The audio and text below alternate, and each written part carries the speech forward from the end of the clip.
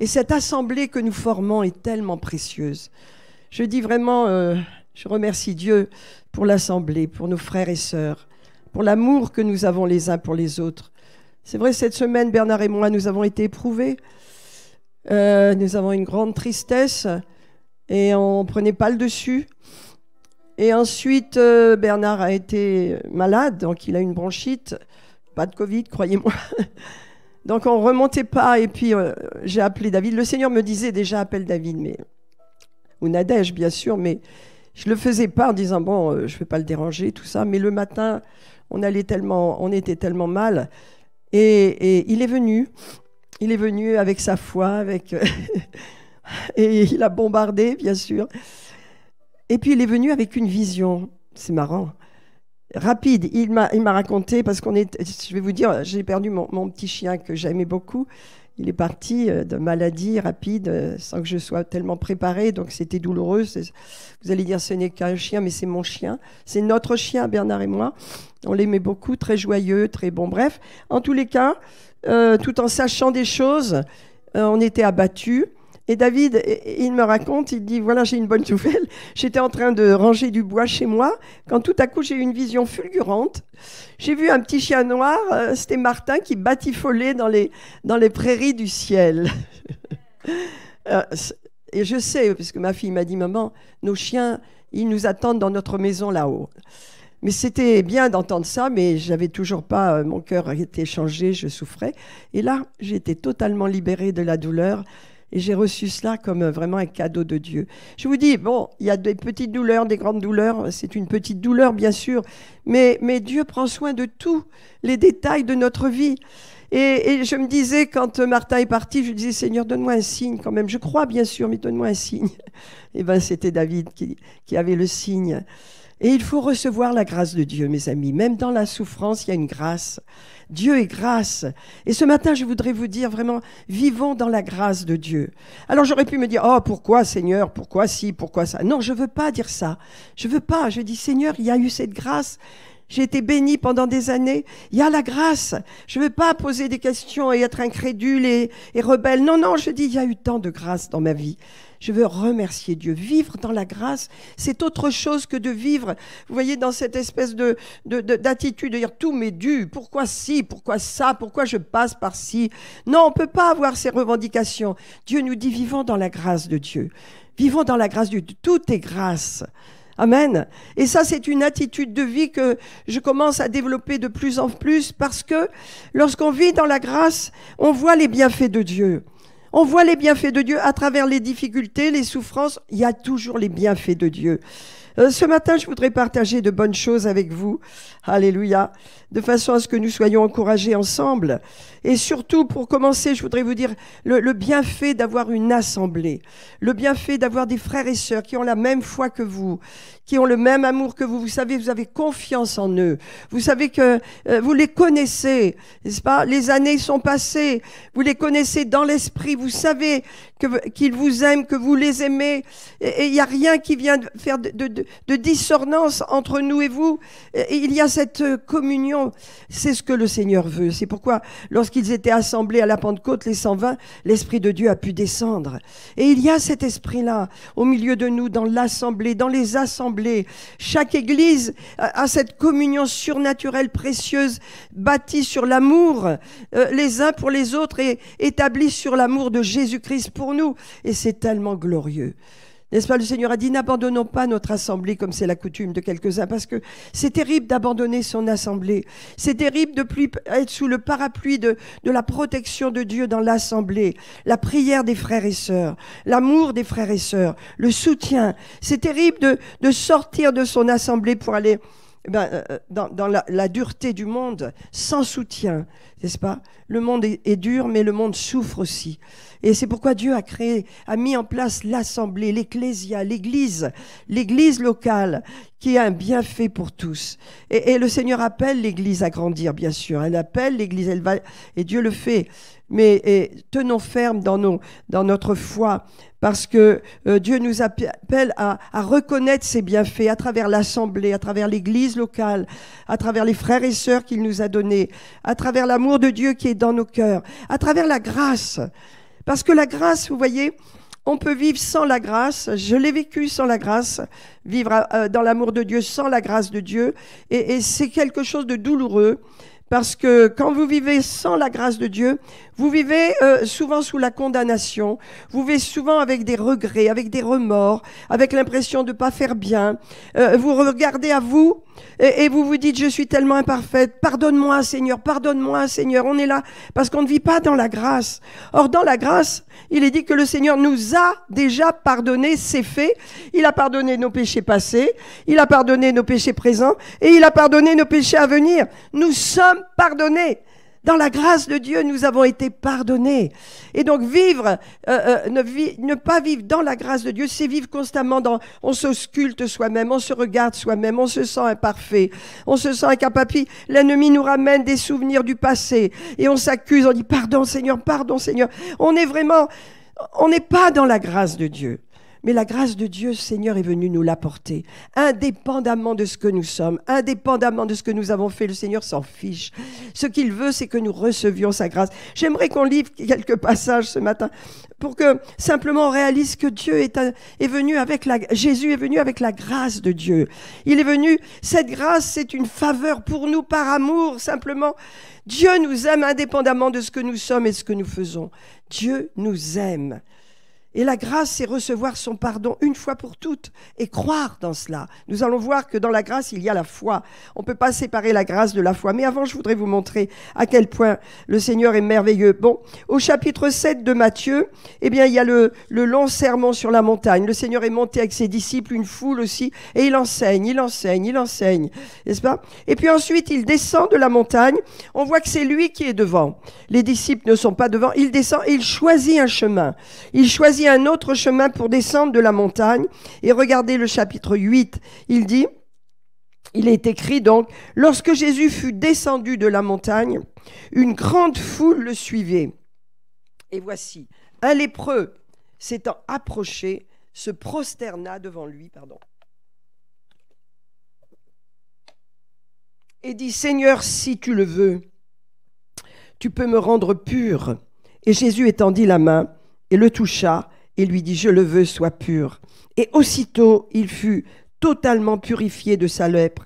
Alors Jésus lui dit, « Garde-toi d'en parler à personne, mais va te montrer au sacrificateur et présente l'offrande que Moïse a prescrite, afin que cela leur serve de témoignage. » Quand vous méditez ce passage, vous dites, Jésus vient de vraiment d'enseigner des foules, mais il sait dans son esprit qu'il y a quelqu'un là. Quelqu'un là qui n'est pas dans sa trajectoire normale pour descendre de la montagne. Quelqu'un qui s'est mis à l'écart. Quelqu'un qui est rejeté, qui est caché parce qu'il n'a pas le droit de se mélanger à la foule parce que c'est un lépreux. Vous comprenez? Alors il s'est mis à part. Mais tandis que le Seigneur enseigne, il connaît dans son esprit que cet homme est en train d'entendre et que l'espoir est en train de revenir dans sa vie.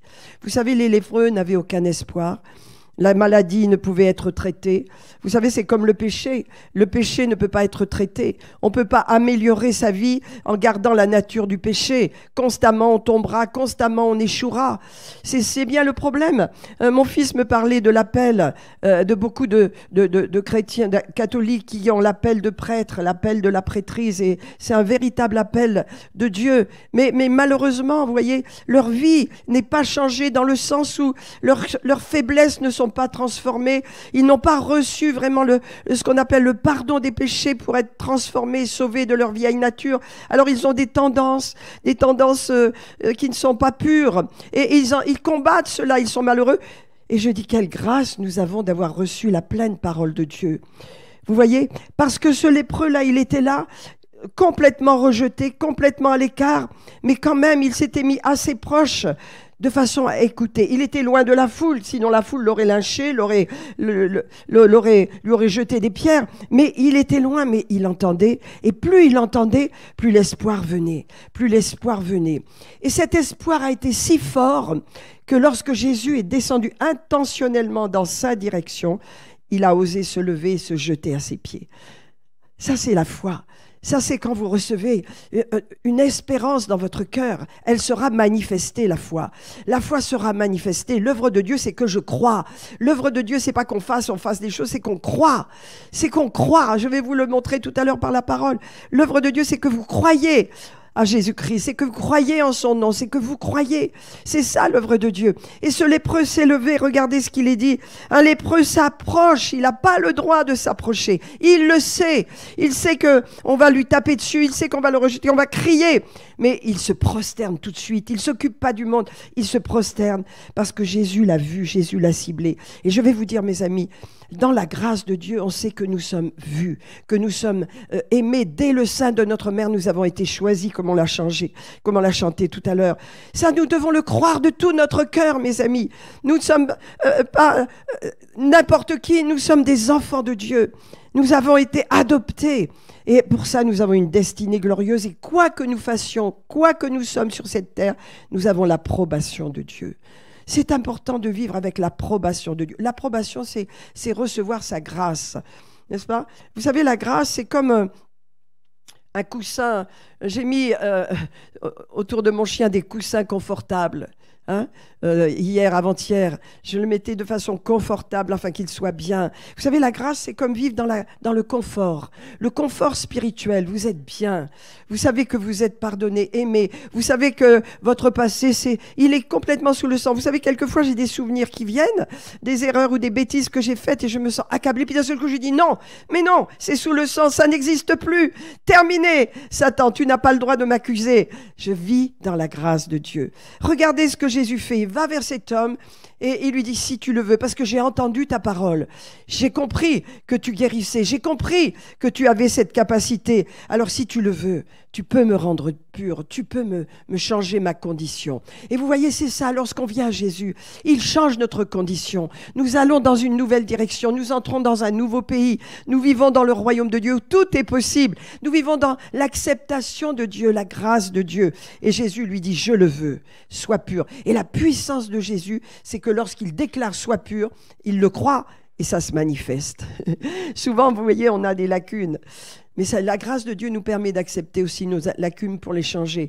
Quelquefois, on confesse la parole de Dieu et puis après, on regarde aux circonstances et on est comme Pierre, on plonge dans l'eau parce que on doute. Mais le doute, c'est quelque chose qui fait partie de la vie. On a des doutes quelquefois, mais mes amis, ne nous accusons pas parce qu'on a des doutes, n'est-ce pas? Le doute, on peut le surmonter. Le doute, c'est quelque chose qui est dans la vie, qui est normal. Mais voyez, cet homme n'a pas douté et Jésus lui a dit, sois pur. Aussitôt, il est dit que la lèpre le quitta. Aussitôt. La puissance de Jésus. Aussitôt, quelque temps après, aussitôt, il entre dans sa ville à Capernaum. Et qu'est-ce qui se passe? Eh bien, voilà un homme, un centenier, qui arrive et qui dit, voilà mon serviteur, je suis attaché à lui, il est couché très malade, il est paralytique et il souffre beaucoup. Qu'est-ce que dit Jésus? J'irai, je le guérirai. Non mais c'est extraordinaire. J'irai et je le guérirai. Tu es malade, tu as des problèmes, tes enfants ont des ci, ont ça, tu ne sais, tu vois pas les solutions, tu t'inquiètes. Mais qu'est-ce que dit Jésus? J'irai et je le guérirai. T'inquiète pas. Peut-être tu as des circonstances qui continuent d'être difficiles, mais je suis là. J'irai et je le guérirai. C'est extraordinaire.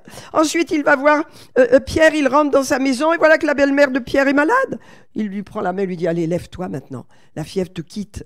C'est extraordinaire, c'est notre Jésus. C'est le Jésus que nous avons. C'est celui qui est nôtre. C'est celui qui est venu avec sa grâce. Et sa grâce, eh bien, il faut la garder. Il est dit... lorsque la grâce vous visite, eh bien, qu'elle ne vous visite pas en vain. Ça veut dire, vous êtes visité par la grâce de Dieu, vous avez été sauvé par grâce au moyen de la foi, que ce ne soit pas en vain. Restez dans cette grâce. Ne retournez pas dans le légalisme, ne retournez pas dans la condamnation, ne retournez pas dans la recherche de vos péchés constants, ne retournez pas là-dedans. Restez dans la grâce, restez dans ce confort de l'amour de Dieu, du pardon de Dieu, de l'acceptation de Dieu. Et c'est quelque chose qui est comme un combat, si vous voulez, parce que nous sommes très, très, très rapides à retomber dans le légalisme, à retomber dans la condamnation, dans le jugement de valeurs que nous avons contre nous-mêmes. Et ça, le Seigneur veut passer une éponge là-dessus, vous voyez. que vos mémoires, que mes souvenirs soient vraiment lavés, nettoyés comme à l'école communale où on prenait l'éponge et on nettoyait avec l'éponge l'écriture de la veille, hein, et la maîtresse remettait la date bien correctement. Mais mes amis, nous sommes dans des jours nouveaux, nous sommes dans une journée nouvelle et la grâce est là pour nous. Amen. Jésus fait des choses merveilleuses et je voudrais partager quelques points avec vous ce matin, alléluia, afin que nous connaissions bien Jésus. Nous connaissions bien Jésus, car c'est la personne de Jésus, c'est la venue de Jésus qui nous a donné accès à cette grâce. Regardez dans, par exemple, Matthieu 7, 7. Il est dit, demandez, c'est Jésus qui parle, ce sont les paroles de Jésus. Jésus, créateur du ciel et de la terre, Dieu fait homme. Au milieu de nous, c'est un mystère. Eh bien, il est dit, demandez et l'on vous donnera. Demandez et l'on vous donnera. Cherchez et vous trouverez. Et il est dit, frappez et l'on vous ouvrira. Car quiconque demande reçoit. Quiconque. Tu te sens bien, tu te sens imparfait, tu te sens rejeté, tu te sens... Non, mais Dieu dit, quiconque, c'est toi. Hein? Quiconque. Alors, il est dit, quiconque demande reçoit. Parce que dans le royaume de Dieu, c'est oui et amen, c'est oui. Tu demandes, alors tu reçois. Tu demandes ce dont tu as besoin, qui est juste aux yeux de Dieu. C'est juste que tu sois heureux, c'est juste que tu sois prospère, c'est juste que tu sois en bonne santé, c'est juste que tes enfants soient en sécurité, c'est juste que tu ailles de gloire en gloire, c'est juste que ta famille soit protégée, c'est juste. Donc, tu demandes et tu reçois. Et tu cherches et tu trouves. Et il est dit également, tu frappes. Tu frappes, frappez à la porte et on va t'ouvrir. Car quiconque demande reçoit et quiconque cherche trouve et l'on ouvre à celui qui frappe. Et Jésus va donner un modèle. Il va dire, regardez, pourquoi j'agis comme ça? Pourquoi dans le royaume de Dieu, votre Père agit comme ça? Il agit comme ça. C'est par grâce, il vous aime. Demandez, vous recevrez. Cherchez, vous trouverez. Frappez, on vous ouvrira. Vous ne resterez pas dehors. Regardez, et il dit tout de suite, verset 9, « Lequel de vous donnera une pierre à son fils s'il lui demande du pain ?» Qui va faire ça? Un méchant, un cruel, un odieux, mais pas des parents, pas des parents. Ton fils veut du pain, tu lui donnes du pain. Ton fils veut un yaourt, tu lui donnes un yaourt. Ton fils veut un jouet, tu lui donnes un jouet, n'est-ce pas? Et il est dit, s'il lui demande un poisson, lui donnera-t-il un serpent? Vous voyez, Jésus sait, il veut mettre en relief l'amour du Père qui ne peut pas donner de mauvaises choses à nous, ses enfants. Amen. Et il dit, si donc méchants comme vous êtes, il parle bien sûr à des gens qui n'ont pas été sauvés, qui n'ont pas été transformés. Vous n'êtes plus des méchants, moi je ne suis plus méchante, n'est-ce pas? Je suis née de nouveau, je suis enfant de Dieu, j'ai la nature de mon Père. Vous avez la nature de Dieu. Mais il dit à ces gens qui l'écoutent, si donc méchants comme vous êtes, ça veut dire vous n'êtes pas changés, vous n'êtes pas transformés, c'est pas nous les méchants. Vous savez, des fois on s'approprie des choses, Dieu ne nous parle pas à nous là. Il parle aux méchants qui l'écoutent. Nous ne sommes pas ces gens-là, nous. Ne mélangeons pas tout dans l'Écriture, faisons des choix. Et il dit, si méchants comme vous êtes, vous savez donner de bonnes choses à vos enfants, combien plus forte raison votre Père qui est dans les cieux vous donnera-t-il de bonnes choses, à ceux qui les lui demandent. Amen. Demandons des bonnes choses au Seigneur.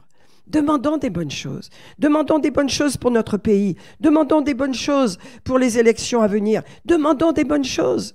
Et demandons des bonnes choses pour l'Église en France. Alléluia, car nous sommes un corps. Nous sommes assemblés.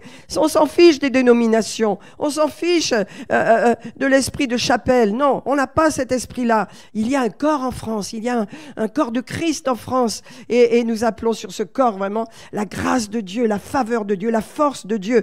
Parce que Dieu donne de bonnes choses à ceux qui les lui demandent. Encore faut-il le demander. Et encore faut-il connaître notre Dieu. Vous savez, dans Daniel, je crois que c'est le chapitre 12, il est dit ceux qui connaîtront leur Dieu feront des exploits.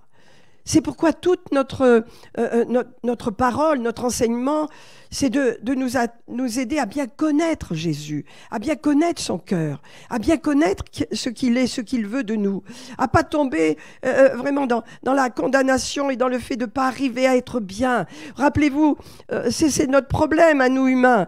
Rappelez-vous que Paul, chaque fois qu'il arrivait dans une ville, dans un village pour établir une église, il y avait des démons qui agiter les gens. Et les gens venaient contre eux et lui jetaient des pierres, les mettaient en prison, les accusaient. Il n'en pouvait plus. Il a dit, Seigneur, j'ai vraiment un démon qui m'agresse constamment et qui me frappe au visage. 3 fois, je t'ai demandé de le chasser. 3 fois, je t'ai demandé d'arrêter toutes ces circonstances qui sont dangereuses et qui me blessent. Et le Seigneur lui a dit, ma grâce te suffit. Tu n'as besoin de rien d'autre. Reste dans ma grâce. Et tu vas voir que dans ces circonstances, tu vas voir la grâce agir. Et c'est ce que Paul a fait. Il a arrêté de demander. Il a arrêté de comprendre que ces circonstances, Dieu les tournait en sa faveur. Vous savez, ma grâce te suffit, car ma puissance s'accomplit dans la faiblesse humaine lorsque nous sommes forts. Vous savez, on prend la force du cheval et on veut dominer, on veut diriger, on veut prendre les choses en main. Alors le Seigneur dit, bon, j'attends que tu te calmes. Tu vas voir que tu vas tomber devant un mur et tu vas te faire mal. Et lorsque tu commences à dire, bon, je ne peux rien sans toi, je ne suis rien sans toi, au secours, alors je vais venir à ton secours.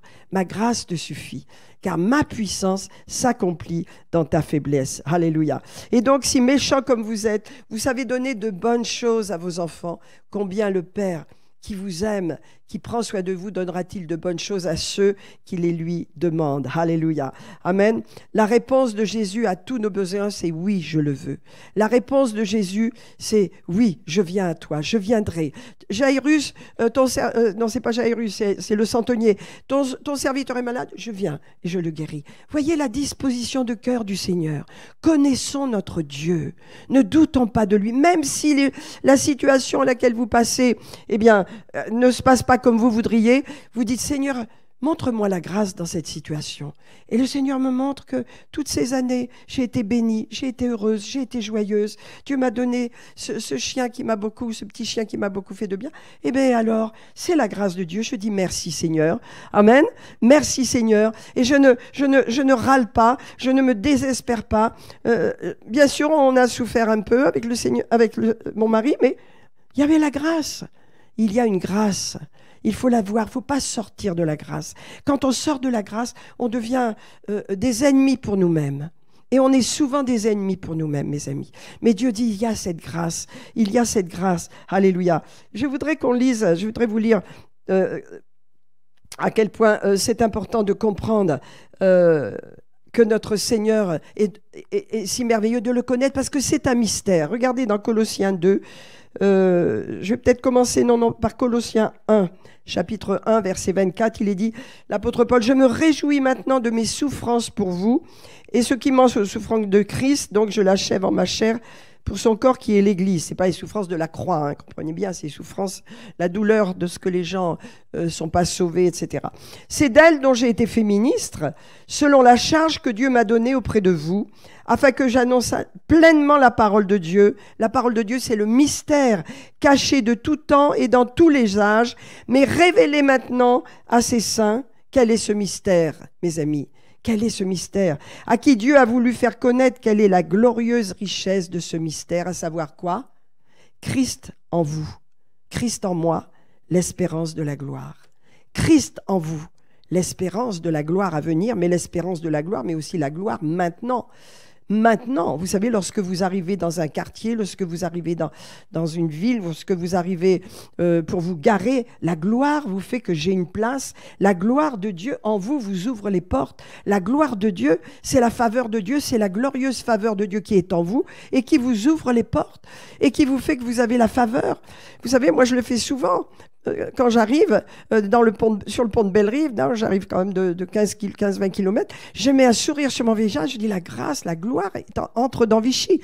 C'est la gloire, vous avez cette gloire. Et l'espérance de la gloire est à venir, bien sûr, Jésus va la manifester, mais elle est déjà en vous.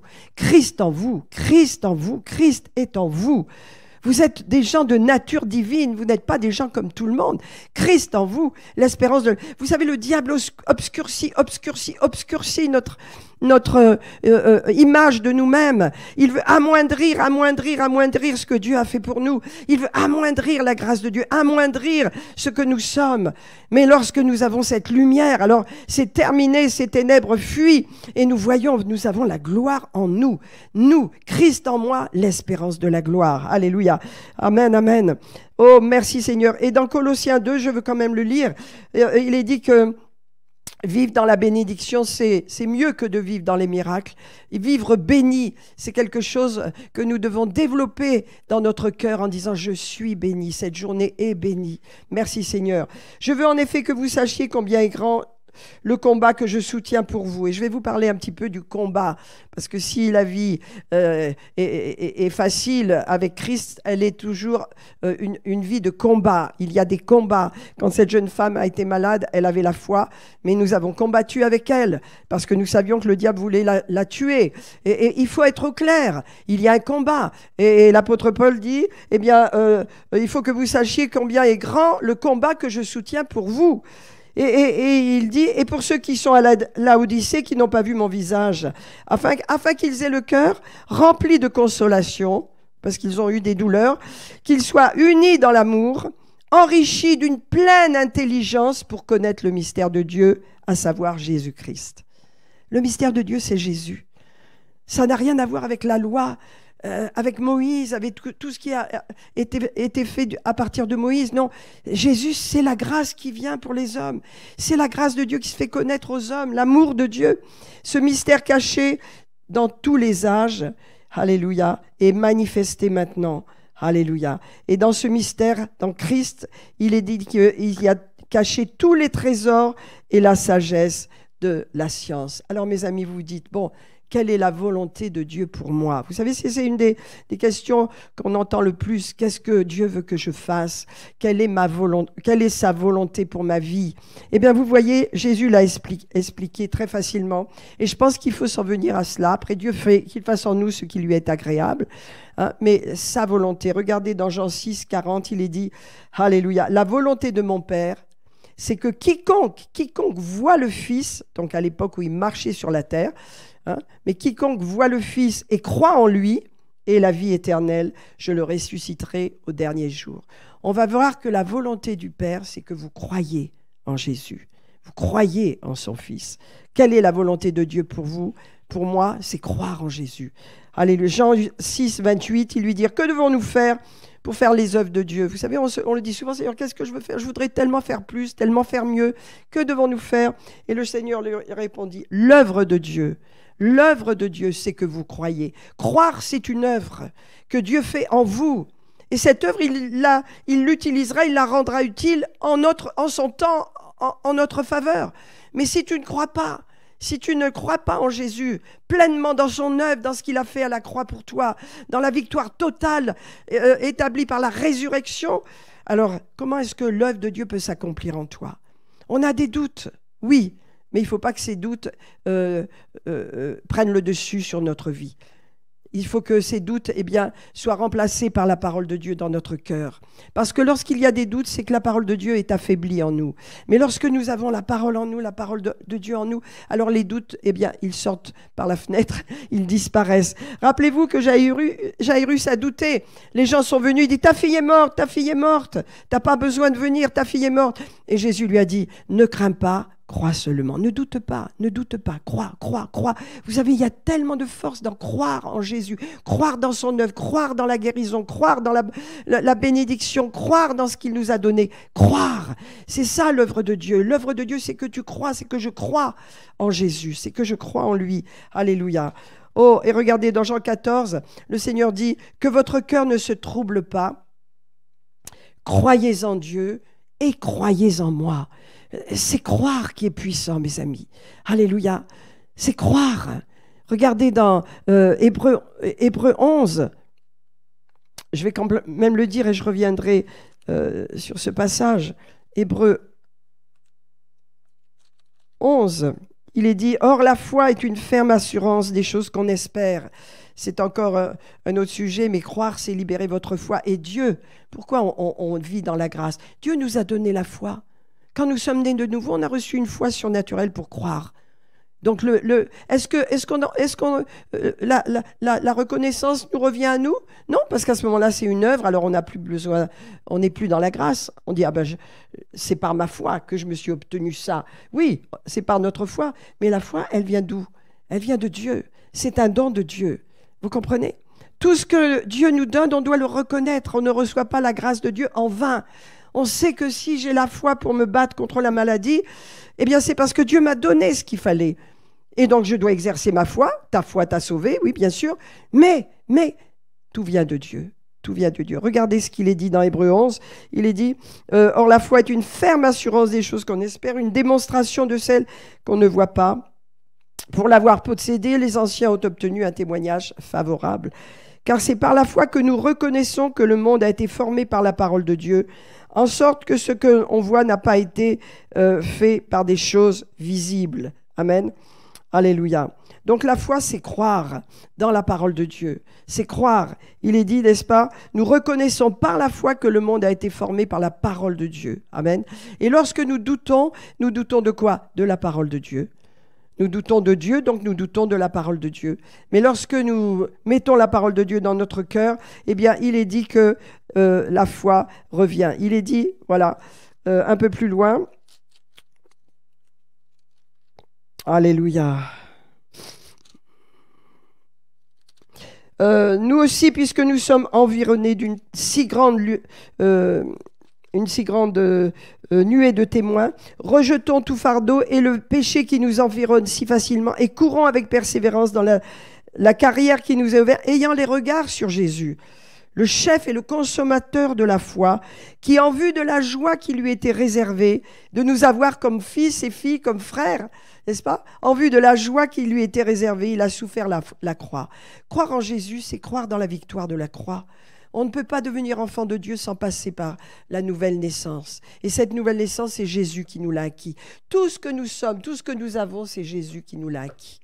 C'est pourquoi on vit dans la grâce. La grâce, c'est une reconnaissance de tout ce que Dieu nous a donné. Et c'est pas se mettre à se sculpter, à dire « Ah, hier, j'ai pas bien parlé. Hein. Hier, j'ai fait ci. Ah, hier, j'ai fait... » faut arrêter ça. Quand on fait ça, on retourne sous la loi, on retourne dans le légalisme et la religiosité. Dieu nous dit non, je t'aime, marche dans ma grâce, t'es pas parfait, je le sais, t'inquiète pas, je vais t'améliorer, mais avance avec moi, crois en moi et confiance en moi. Je vais améliorer les choses. On ne peut pas, quand on est dans la grâce, vivre dans le péché. On ne peut pas, quand on comprend la grâce de Dieu, faire du mal. On ne peut pas, c'est plus notre nature. Alors, on continue d'être imparfait, c'est vrai. On continue peut-être de douter, c'est vrai. Mais on est en train d'être formé. Continuer d'être formé. Croire en Dieu, c'est l'œuvre de Dieu. Croire en Jésus, c'est ça l'œuvre de Dieu. Vous voyez? Amen. Alléluia. Alors, je voudrais, considérer, et, voilà, bon, je vais prendre maintenant Romains, si vous voulez, avec moi un instant. Alléluia. L'épître aux Romains.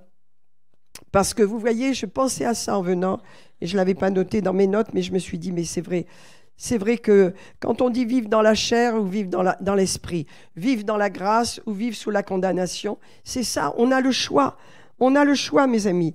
Regardez, Romains 8 nous dit qu'il n'y a plus de condamnation pour ceux qui sont en Jésus-Christ. C'est là où nous sommes. Hein. On verra tout à l'heure dans Colossiens. Allez, il dit. Verset 9, verset 8. Or, ceux qui vivent selon la chair ne sauraient plaire à Dieu.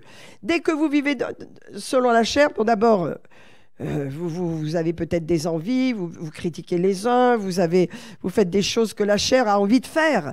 Mais ça ne plaît pas à Dieu. Et vous êtes mal avec vous-même. Pourquoi? Parce que vous êtes enfant de Dieu, que vous avez l'esprit de Dieu. Alors vous êtes mal avec vous-même. Et la Bible nous dit que l'affection de la chair, c'est la mort. Et c'est pas uniquement la mort physique, mais c'est la mort de tout ce que Dieu vous a donné comme vie. C'est vivre dans la mort, c'est vivre dans la peur, c'est vivre dans la suspicion, la condamnation de vous et des autres. C'est vivre avec ce regard, cette vue vraiment de lunettes, on peut dire sombre. Mais quand on vit dans la grâce, c'est plus du tout pareil. Or, ceux qui vivent selon la chair ne sauraient plaire à Dieu. Si vous vivez selon la chair, non, pour vous, vous ne vivez pas selon la chair. Voyez, l'apôtre fait la différence entre ceux qui sont des chrétiens, entre guillemets, charnels. À mon avis, un chrétien, c'est quelqu'un qui a reçu la vie de Dieu. Et il ne sera pas longtemps charnel. Voyez, on ne peut pas rester longtemps charnel. On l'a été, moi je l'ai été des années peut-être avant que le Seigneur commence à couper, à casser tout ce qu'il y avait à casser.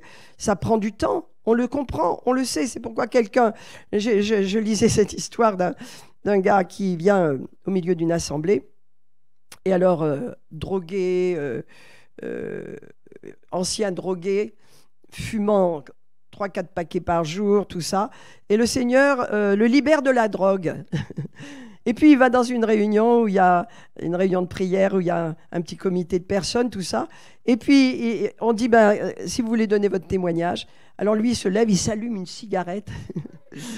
Et il dit, oh, moi, j'étais un pécheur. Vraiment, j'ai péché, je me droguais, j'ai dit du mal, j'ai fait des mauvaises choses. Mais le Seigneur m'a libéré. Et les gens, regardez ce gars, comment il peut parler comme ça? Mais oui, le Seigneur m'a libéré, il m'aime. Et il tirait sur sa cigarette. Mais est-ce qu'il faut reprendre cet homme-là parce qu'il tire sur sa cigarette? Sûrement pas. Jésus ne l'aurait pas fait. Alors les gens religieux, on est tous un peu malheureusement dit, oh, pourquoi il fait comme ça? Mais il ne devrait pas fumer. Oui, le Seigneur va s'en occuper de son problème. Vous voyez? Il y a la grâce. Et c'est rigolo, mais Dieu le permet quelquefois pour confondre cet esprit religieux qui fait qu'on veut qu'on soit parfait, mais on ne l'est pas, mes amis. On aspire à l'être, on entre dans cette dimension, mais dès qu'on ferme les écluses autour de nous et qu'on veut que les gens soient parfaits, on devient des pharisiens. On devient des pharisiens. Amen. Alors, on le lit encore. Or, ceux qui vivent selon la chair ne sauraient plaire à Dieu. Pour vous, vous ne vivez pas selon la chair, mais selon l'esprit, si du moins l'esprit habite en vous, l'esprit de Dieu. Alléluia. Si quelqu'un n'a pas l'esprit de Christ, il ne lui appartient pas. Et si Christ est en vous, il est en vous, je le crois. Le corps, il est vrai, est mort à cause du péché, ça veut dire la chair, le corps, hein. Mais l'esprit est vie à cause de la justice. Et si l'esprit de celui qui a ressuscité des morts habite en vous, alléluia, celui qui a ressuscité Christ d'entre les morts rendra aussi la vie à vos corps mortels par son esprit qui habite en vous. Amen. Il y a une telle gloire, une telle espérance dans le fait de vivre dans la grâce, dans le fait de vivre dans le pardon, dans le fait de vivre dans l'acceptation de Dieu, et que ce fait de vivre-là ne soit pas basé sur nos propres forces, parce que c'est ce qu'on fait. Pourquoi les gens, il y a des gens à qui on ne peut pas parler parce qu'ils sont devenus légalistes. Et ça ne fait pas. Ah, tu fais ça. Oh, tu vas à tel endroit. Oh, on te voit avec les publicains. Oh, tu vas manger dans la maison de Matthieu. Mais tu as des gens de mauvaise vie autour de toi. Jésus n'était pas comme ça. Jamais il a été comme ça. Rappelez-vous, après, dans Matthieu 8, là, il va chez Matthieu. On l'a vu dans ce beau film, hein, dans cette belle série. Hein, the what? Voilà. The chosen, le choisi, celui qui est choisi et qui a choisi. Eh bien, on le voit, il va chez Matthieu, il y a vraiment un festin. Matthieu est tellement heureux, il l'a suivi enfin. Et puis, il y a toutes sortes de gens autour de Jésus. Jésus n'est pas gêné. Les pharisiens viennent et commencent à « T'as vu, pourquoi tu manges avec ces gens ?» Et Jésus n'attend même pas que ses disciples répondent. Il se lève et dit « Je ne suis pas venu pour les bien portants, je suis venu pour les malades. Je suis venu pour ceux qui ont besoin de moi. Je me fiche d'où ils viennent, ce qu'ils ont fait, je suis venu pour eux. » C'est ça la grâce, mes amis. Je termine vraiment en vous disant, il faut apprendre à vivre dans la grâce. Apprenez à rejeter tout ce que vous avez appris qui n'est pas de Dieu. Il y a des gens qui vont sous des enseignants, qui vous mettent sous des fardeaux, qui vous mettent sous des faux enseignements, voyez, et qui attirent les gens à eux pour les rendre esclaves. Et on n'a pas besoin de ça. On est dans un monde difficile. Et on est dans des situations vraiment où on a besoin plus que jamais d'être dans la grâce de Dieu, dans la confiance, dans la joie de croire que Dieu est là, d'avoir une foi libérée et d'avancer jour après jour parce que nous avons la lumière. Nous sommes dans la lumière. Et le monde n'est pas dans la lumière. Mais si nous vivons avec les angoisses du monde, avec les inquiétudes et les incertitudes du monde, il n'y a pas de différence. Il n'y a aucune différence. Amen. Et c'est vrai, je disais, c'est vrai, le monde de l'hôpital est dur. Il y a pas longtemps, je me suis fait faire un test PCR négatif, naturellement, à l'hôpital. Et quand vous entrez là, je devais donc passer par la case des entrées. Et donc, quand je suis entrée là, j'ai senti la peur, l'angoisse, le désespoir des gens, l'inquiétude générale. Il y a un climat. Et il y a un climat d'inquiétude partout. Et donc, moi, je n'avais pas ce climat-là, je n'avais pas cette inquiétude du tout. Mais je la sens, c'est palpable. Et on a compassion, vous voyez, de ces gens, on a compassion. Parce que même si on passe par la maladie, on a toujours l'espoir d'en sortir. On sait que Jésus nous a guéris il y a 2000 ans. Donc la maladie, on sait que Dieu l'a traitée une fois pour toutes. Donc elle n'aura pas de racine en nous. Elle passera comme elle est venue. Elle disparaîtra parce que notre foi est établie sur la parole de Dieu. Donc voyez mes amis, on a un monde qui souffre. On va entrer dans une année 2022 avec peut-être encore plus d'insécurité. Mais nous, mes amis, nous, apprenons à vivre dans la grâce. Et je vous dis, faites le ménage de ce que vous avez accepté comme des vérités qui n'en sont pas. Posez vos regards sur la parole. Vous savez, souvent on prend pour nous des choses que le Seigneur ne donne pas pour nous. Vous voyez, le Seigneur, quand il dit méchant comme vous êtes, il y a des gens qui disent « Ah, moi je suis méchante, c'est vrai. Je suis chrétienne, mais je suis méchante. » Mais où t'as vu ça? C'est pas ce que Jésus dit. Et puis il y a beaucoup de choses qu'on accepte comme ça, en disant « Ah oui, on est comme ça. » Mais non, Jésus parle à des gens qui sont des pharisiens, qui ne sont pas sauvés. Mais à vous, il ne vous dira jamais que vous êtes méchants. Il ne vous dira jamais que vous êtes des chrétiens charnels qui n'avaient pas la grâce de Dieu sur vous, qui n'avaient pas la faveur de Dieu, qui n'êtes pas agréables à Dieu. Si vous croyez en Jésus, vous êtes agréables à Dieu. Il faut renverser les paroles. Parce que ça fait mal de savoir qu'il y a la grâce, puis après on s'accuse, on ne sait plus où on en est. Il y a une grande confusion. Attention aux faux docteurs, attention à ces faux enseignements. Il faut se laver la tête, il faut se laver la pensée de ce qu'on a reçu, qui nous a rendus légalistes et surtout qui nous a permis d'être nos propres nous condamnant nous-mêmes. Voyez? Et ça, il faut laver ça. Il faut entrer cette année 2022 dans cette grâce confortable que Dieu nous a donnée en disant que quoi que tu fasses, je suis avec toi. Je libère ma faveur sur ta vie. Je ne t'abandonne pas, je ne te quitte pas. Je suis avec toi pour l'éternité. Je t'ai donné mon esprit. Tu as l'esprit de Christ en toi. Tu as ma vie. Tu as tout ce que tu as besoin d'avoir. Tu es puissant. Je ne veux pas terminer avant de vous parler de ce passage de Jean-Baptiste. Oui, c'est ça que j'avais à cœur de vous partager et que j'allais oublier, mais je ne vais pas l'oublier. C'est donc dans Jean. Non, voilà. Non, c'est dans Matthieu 11. Je voulais vraiment vous le lire parce que Jésus, voilà, voyez à quel niveau il nous met. Matthieu 11. Voilà, vous avez Jean-Baptiste là. Et c'est pourquoi je vais vous dire que le doute, c'est quelque chose de terrible. Jean-Baptiste a eu ce doute. Pourtant, Jean-Baptiste, il a reconnu Jésus. Jésus est venu pour le baptême, pour aller s'immerger dans l'eau du Jourdain. Et Jean-Baptiste a vu la colombe descendre sur Jésus. Et il a dit, celui-ci, c'est l'agneau de Dieu qui ôte le péché du monde. Il a parlé avec autorité. Il a dit, il vient instaurer un monde nouveau. Il vient amener le royaume de Dieu. Et faisons attention, mes amis, que notre foi soit bien dirigée. Parce que quand vous lisez la vie de Jean-Baptiste, vous vous rendez compte qu'il a bifurqué. Pourquoi? Parce qu'il croyait que Jésus allait amener directement le royaume de Dieu en Israël et qu'il allait écraser les Romains, le gouvernement romain, et amener ce royaume que le Messie devait amener. Il avait une foi qui s'était mal dirigée. Alors le doute est venu. Voyez, le doute vient aussi quand notre foi est mal conduite. Nous croyons dans des choses qui ne sont pas justes. Vous voyez? Il faut demander au Saint-Esprit. Le Saint-Esprit nous parle tout le temps. Le Saint-Esprit nous montre.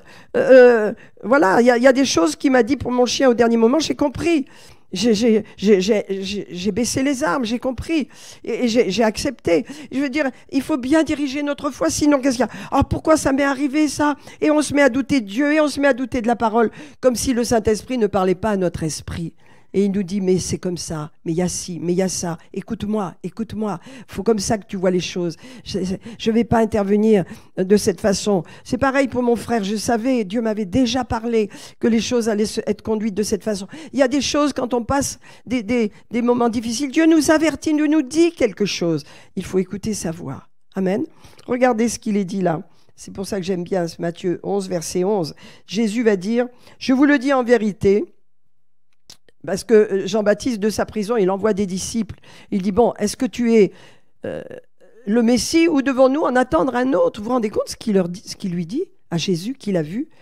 Il est complètement dans le doute parce qu'il attend une manifestation militaire de la puissance de Dieu sur l'État romain, parce que lui, il en souffrait. Il était mis en prison parce qu'il avait condamné Hérode, je crois, parce qu'il s'était marié avec la femme de son frère, et il le condamnait, il l'attaquait. Il voulait que les Romains soient écrasés et que la venue du Messie vienne. Il avait une fausse attente.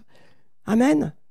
Et quand on a une fausse attente, le doute est là, la confusion est là, et il envoie ses disciples. Et ses disciples lui disent, bah, écoute, voilà, regarde, Jésus dit, les miracles sont là. Regarde, c'est le Messie, il vient faire ses miracles, c'est fait. Mais c'est tout ce que tu peux attendre. Hein? Et alors il retourne, et Jésus dit, regardez, je vous le dis en vérité, parmi ceux qui sont nés de femme, il n'en est pas de plus grand que Jean-Baptiste. Cependant, le plus petit dans le royaume de Dieu est plus grand que lui. Je vous laisse cela, mes amis. Le plus petit dans le royaume de Dieu est plus grand que Jean-Baptiste, le plus grand des prophètes. Car on a dit, il n'y a pas eu de plus grand prophète que Jean-Baptiste. Car Jean-Baptiste, il a vu le Fils de Dieu arriver, le Messie, il l'a reconnu. Les autres ne l'ont pas vu, Ésaïe ne l'a pas vu, Jérémie ne l'a pas vu, Moïse, tous les grands ne savaient pas, mais lui, il l'a vu. Mais il a douté. On peut douter, parce qu'on a une attente qui est faussée. On va terminer, hein, mes amis. On peut douter. C'est pas grave le doute. Le tout, c'est de reprendre la bonne route, la bonne voie, le bon chemin, et de dire, Seigneur, je doute, mais je veux pas de confusion. Conduis-moi. Conduis-moi sur la voie droite. Conduis-moi sur ce chemin. Je veux pas être agressive et dire, pourquoi il m'arrive ça? Pourquoi c'est ci? Pourquoi c'est ça? Vous savez, ça, c'est de la rébellion. Non, dans la grâce, eh bien, il faut la reconnaître. La grâce passe, Dieu nous donne du bonheur, Dieu nous donne des bonnes choses. Eh bien, merci Seigneur. Amen. Merci Seigneur. Il y a des choses qu'il faut combattre, il y a des choses qu'il faut garder. Attendez, j'ai pas fini. Juste, je vais terminer avec ça. Le verset 12, j'allais l'oublier, hein, je vous ai lu le verset 11. Le plus petit dans le royaume de Dieu, plus grand que lui. Depuis le temps de Jean-Baptiste jusqu'à présent, le royaume de Dieu est forcé. Forcé veut dire on use de violence, on emploie la force, on applique la force. Et ce sont les violents, ça veut dire les forts, les énergiques, les violents qui s'en emparent. Voilà, dans le royaume de Dieu, ce qui se passe. Pas de passivité. Pas de passivité. Il est dit que dans le royaume de Dieu, il y a de la violence. On doit être violent. Violent contre les œuvres du diable. Violent contre tout ce que le diable fait. La confusion, les divisions, les attaques, les maladies. Violent. On peut pas... David est venu pour nous aider. On avait vraiment besoin. Il est allé avec violence. Il a menacé l'esprit de mort. Il a menacé. Il a été violent. Il a été fort. Mais c'est sûr, c'est comme ça qu'il faut être. Et quand moi, je ne le suis pas, je dis au secours, mes frères et sœurs, venez m'aider. Parce que j'ai besoin d'aide et mes frères viennent m'aider, mes sœurs viennent m'aider. Mes amis, on n'est pas seuls. Il arrive qu'on soit faible, mais on a des forts autour de nous. Amen. On a des frères et sœurs forts et on redevient fort, on reprend nos marques. Amen. Les violents s'emparent du royaume de Dieu. Et si on vous dit qu'il faut être passif dans votre vie chrétienne, alors c'est faux. Jésus a dit, seuls les violents peuvent s'emparer, peuvent prendre les bénédictions. Arrêtons la passivité. Il y a tellement de chrétiens qui croient dans la passivité. Ça n'est pas la passivité. Non, non, non, non. Jésus nous a donné autorité pour prendre ce qui nous appartient. Et cette parole, je vous la laisse pour que vous la méditiez depuis le temps de Jean-Baptiste jusqu'à maintenant.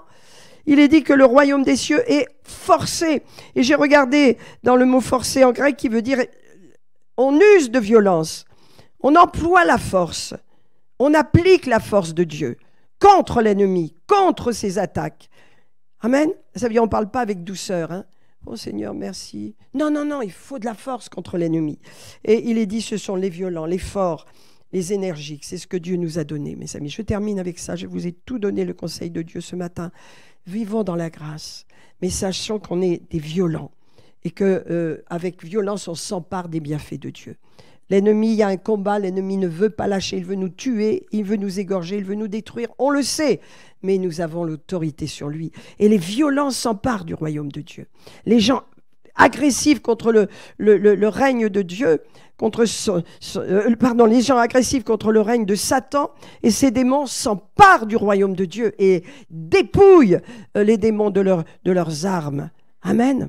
Voilà ce que nous sommes. Voilà ce que nous sommes. Et nous avons cette grâce qui ne repose pas sur vous. Vous êtes sauvés par grâce au moyen de la foi. Vous êtes sauvés par grâce au moyen de la foi. Cela ne vient pas de Dieu, cela ne vient pas de vous, c'est un don de Dieu. Rien à voir avec ce que vous faites, rien à voir avec ce que vous êtes. Croyez. Amen. Croyez, c'est ça mon message ce matin. Croyez en Jésus. Croyez de tout votre cœur. Amen.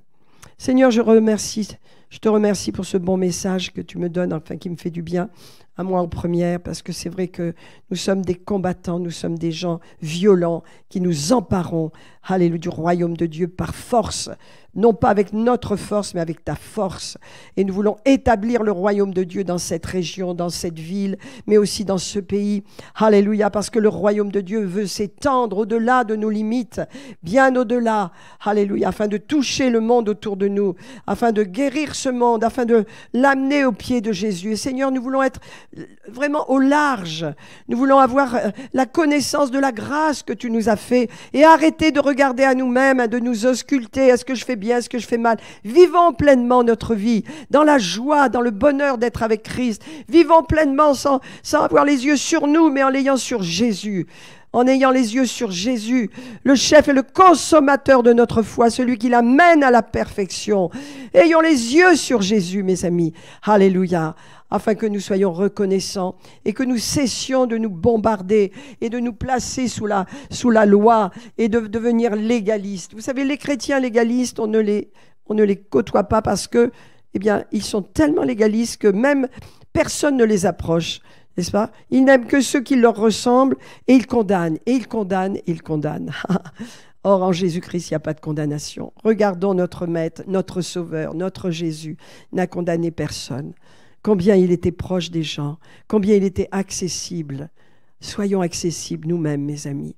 Seigneur, je termine parce que ta parole est si belle. Ce mystère, Christ en nous, l'espérance de la gloire est si grand.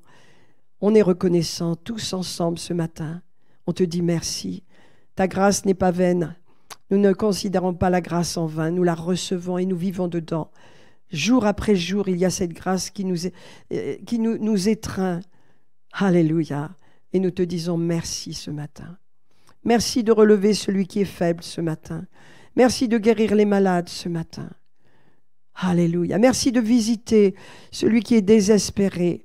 Merci de relever celui qui n'a plus confiance en lui, celui qui s'ausculte et qui se regarde comme malheureux, pécheur, incapable alors qu'il a été sauvé. Vivons dans le salut que Dieu nous a donné. Continuons dans cette marche. N'entrons pas dans le légalisme, n'entrons pas dans la religiosité. Vivons dans la grâce, vivons dans la liberté. C'est pour la liberté que Dieu nous a affranchis. Il nous a libérés du péché, non pas pour qu'on retourne sous le légalisme de la loi, mais qu'on vive dans la grâce de Dieu. Seigneur, je libère sur mes frères et sœurs ce matin une grâce particulière d'acceptation de ce que Jésus a fait pour eux, d'amour, qu'ils ressentent, Seigneur, le fait que tu les entoures de tes bras aimants, Seigneur, qu'ils se sentent aimés, ils se sentent aimés, oui, ils sentent combien ils ont de la valeur, combien ils sont précieux ce matin. Et combien, Seigneur, ils croient dans le pardon que tu leur as offert à la croix du Calvaire.